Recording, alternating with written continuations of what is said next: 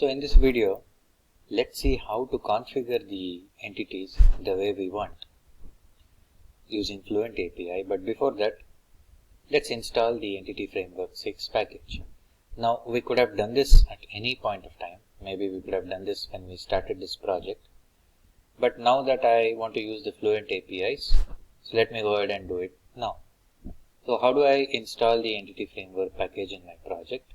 So I've given a hyperlink for that. So if you click at it, you will land in this page. So this is the command for installing the package. So I'll just copy that, come back to our application, go to the package manager console. Now in case it is not there, you might want to just look into other windows and you will have the package manager console here. So I'll paste that command which I copied and I'll click on enter. So we'll have to wait until it finishes installation, and again the prompt comes back to us. You should also see the success message, and finally package manager prompt is back. And you can also ensure that the package was installed by clicking on this packages.config. You should see that it has an entry for Entity Framework. Similarly, you would see all the packages which you have installed in this config file. Since we have only one framework installed, so you will only see the Entity Framework. Now we could have also taken the other route of installing it from NuGet Package Manager using the user interface, but this is much quicker. Coming back to our distribution detail class. Now remember, the first thing which we need to configure here is the primary key. Like I said, this somehow is not looking as per conventions. If you see most of the other IDs, you have a priest, you have priest ID, you have distribution, you have a distribution ID. So it is very clear for the Entity Framework just to go by convention and create the keys for us. But if you see in the distribution detail, we do not have a key as per the conventions.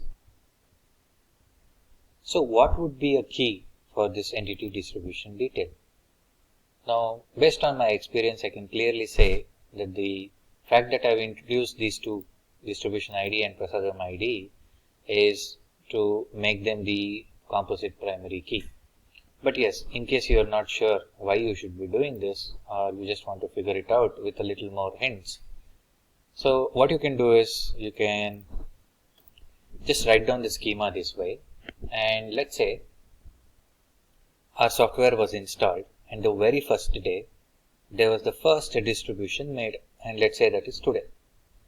So as soon as the distribution entity is created, you will have one record with the ID 1 automatically generated, and let's say the first priest was given the priority of starting the distribution, and the date will be automatically taken based on the system date.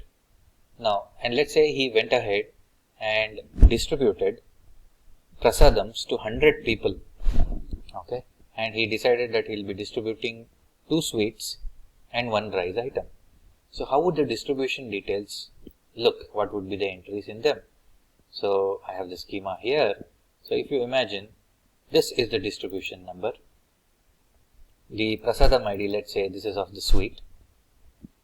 Unit price, we will also fetch it from the Prasadam entity itself. We'll see later in how to do that. But I'm just showing you the database point of view now, so that we'll be in a position to identify what the key is or what the keys are. And there were 100 people and each one were given 2 sweets, so the quantity was 200.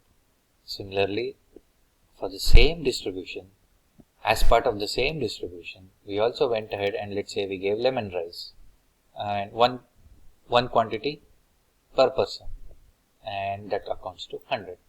So this is today's distribution. Now you can clearly see that there is no way we can make only one of these as the primary key, because they may repeat. Similarly, if I go for one more distribution, this might also repeat.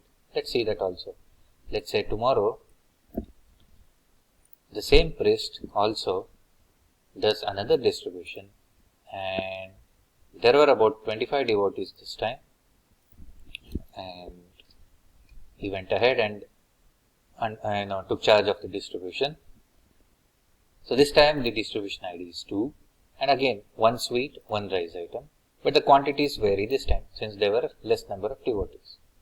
So if you just see the trend here, I'll have the first column obviously repeated with values, and even in the second column I have repeated values, but if you take together combination of these two, this should never be repeated.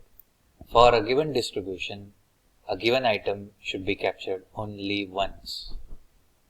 So that's how we decide that these two columns together should be the primary key, which will ensure that the entries are unique.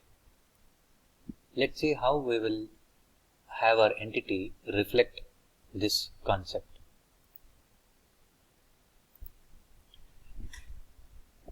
So, like I said, we cannot use convention here and let entity framework figure out by itself. No, we have to do some configuration on these entities. So for that, we'll have to make use of a special namespace. It's called system.data.entity.model configuration. Once you have that, all the configurations for this particular entity, let's go ahead and put it in a class.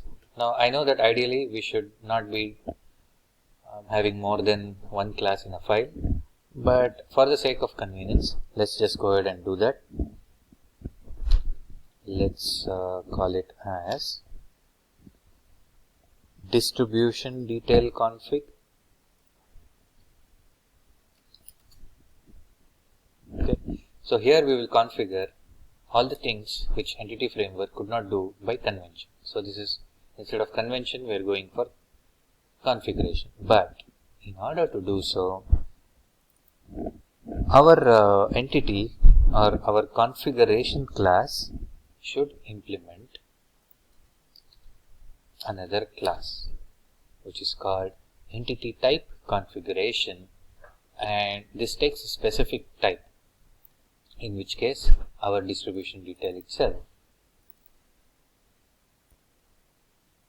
The first thing you would want to do here is to create a constructor,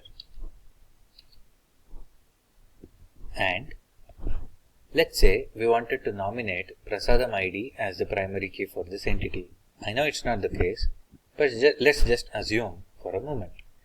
Now, this class entity type configuration has a lot of inbuilt methods which will help us do the configuration. And since we are actually passing our entity type also, these methods will be strongly typed to work on our entity type specifically. What do I mean by this? Let's say I want to indicate that this entity has a key as per my specification. So the moment I said has, you see that the purple blocks indicate that we have a method called hasKey. And this is the Fluent API, wherein just like link queries, you actually specify the columns this way. If I did this, I am instructing the entity framework that ignore all the conventions, just go with the configuration. I nominate Prasadam ID as the key here. But we know that the key, like what we discussed previously, was a combination of distribution ID and Prasadam ID and not Prasadam ID itself. So how would we do that? So again, if you are comfortable with link syntax, the same way we will also